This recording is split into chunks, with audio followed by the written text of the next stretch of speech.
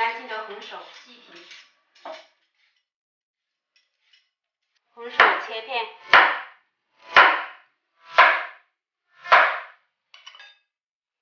水开红薯上锅蒸熟，蒸熟倒出3勺白糖，甜度可以自由掌握，压成泥，晾凉备用。红薯晾凉，分多次加入糯米粉。糯米粉的量根据你的红薯的量来定，揉至可以成团就可以了。如果解得太干的话，我们可以适量加点水。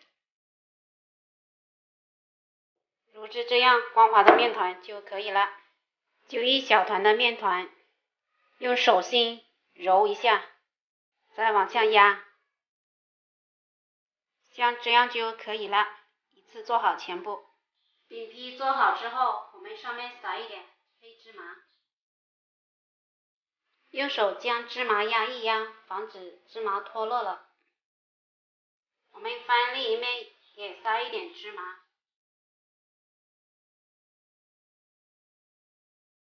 同样的方法将芝麻压实。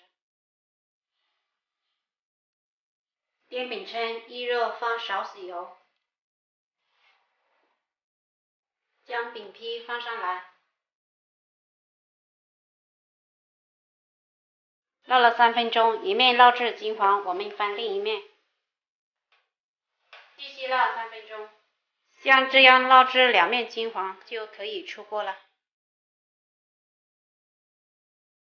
非常好吃的红薯饼就做好了，简单易上手，喜欢的朋友可以在家试一下。